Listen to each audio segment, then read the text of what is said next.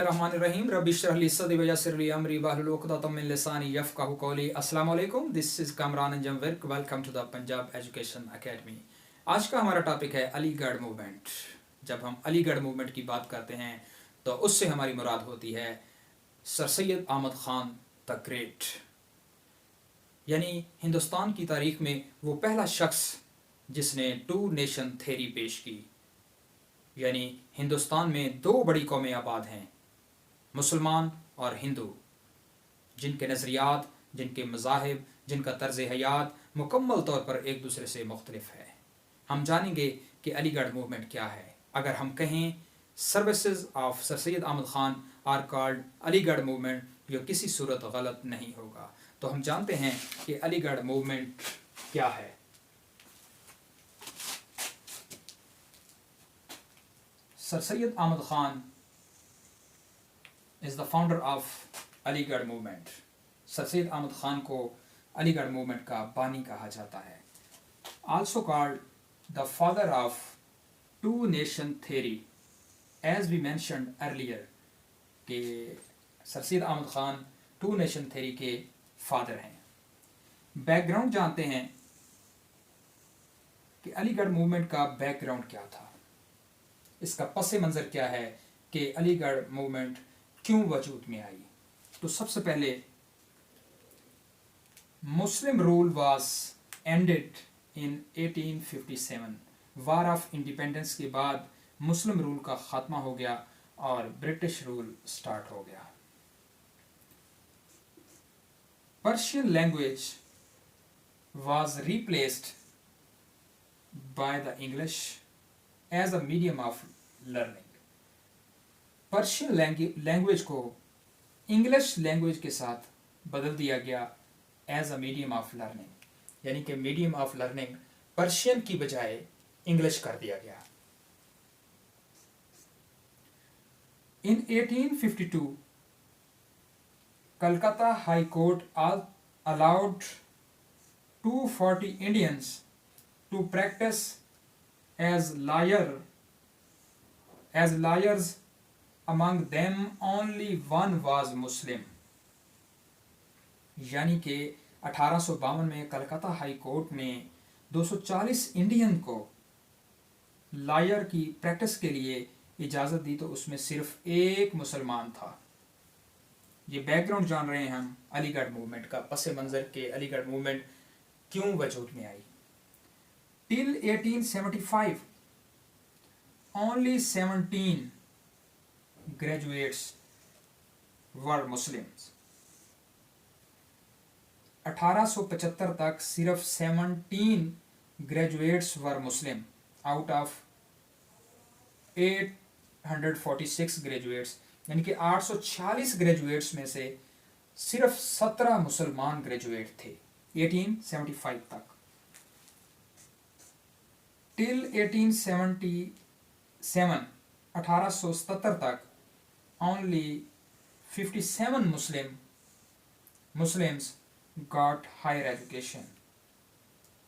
1877 तक सिर्फ 57 मुसलमानों ने हायर एजुकेशन मुकम्मल की, जबकि whereas number of Hindus was 3155, यानी कि 3155 हिंदू थे जिन्होंने हायर एजुकेशन मुकम्मल की, और सिर्फ 57 मुसलमान थे 1877 तक. ये तालीम का लेवल था उस वक़्त तक. ये वो कुछ वजूहात थी जो हमने मेंशन की, जिनकी बुनियाद पर अलीगढ़ मूवमेंट कायम हुई, वजूद में आई. सर सैयद अहमद ख़ान ने अलीगढ़ मूवमेंट की बुनियाद रखी. ये इसका पस मंज़र था. ऑब्जेक्टिव, इसका ऑब्जेक्टिव क्या था, मकसद क्या था. मकसद मॉडर्न एजुकेशन, जदीद तालीम को हासिल करना, to remove misunderstanding between British and Muslims. मुसलमानों और अंग्रेज़ों के दरमियान जो गलत फहमियाँ हैं, उन गलत फहमियों को दूर करना, क्योंकि ब्रिटिश वार ऑफ इंडिपेंडेंस का ज़िम्मेदार مسلمانوں کو سمجھتے تھے. تو سر سید احمد خان کا خیال تھا کہ ایسے حالات پیدا کیے جائیں, انگریزوں کو یہ باور کرایا جائے کہ اس جنگ کے, اس بغاوت کے ذمہ دار صرف مسلمان نہیں ہیں بلکہ ہندو اور مسلمان برابر کے ذمہ دار ہیں. اس کے بعد to enable Muslims to compete the Hindus and to promote the Muslim ideology, کہ مسلمانوں کو اس قابل بنایا جائے کہ وہ ہندوؤں کا مقابلہ کر سکیں, ہندوؤں کو کمپیٹ کر سکیں اور اسلامی نظریے کو فروغ دیا جا سکے. یہ وہ مقاصد تھے جن کی بنیاد پر علی گڑھ موومنٹ کو شروع کیا گیا, قائم کیا گیا. اب ہم جانتے ہیں ایجوکیشنل سروسز آف سر سید احمد خان, کہ سر سید احمد خان کی تعلیمی خدمات کون کون سی ہیں. مراد آباد اسکول واز اسٹیبلشڈ ان 1859. سر سید احمد خان نے 1859 میں مراد آباد میں ایک سکول قائم کیا. Scientific society was founded in 1864 ان غازی پور. غازی پور میں 1864 میں سائنٹیفک سوسائٹی قائم کی. اس کے بعد علی گڑھ انسٹیٹیوٹ گزٹ 1866. علی گڑھ institute gazette 1866 was a weekly newspaper published in Urdu and English both languages. یعنی کہ علی گڑھ انسٹیٹیوٹ گزٹ 1866 ایک ویکلی نیوز پیپر تھا جو اردو اور انگلش دونوں زبانوں میں شائع ہوتا تھا. MAO High School was founded on 24th May 1875. سر سید احمد خان نے Mohammedan Anglo oriental high school 24 مئی 1875 کو قائم کیا. MAO School got the status of college in 1877. MAO high school نے 1877 میں کالج کا درجہ حاصل کیا. MAO College got the status of university on 9th September 1920. MAO college کو 9 ستمبر 1920 کو یونیورسٹی کا درجہ دیا گیا. Mohammedan educational conference MEC Mohammedan educational conference was founded in 1886. Mohammedan educational conference کا قیام 1886 میں عمل میں آیا. یہ وہ سر سید احمد خان کی ایجوکیشنل سروسز تھیں جو انہوں نے ہندوستان کے مسلمانوں کو مہیا کی.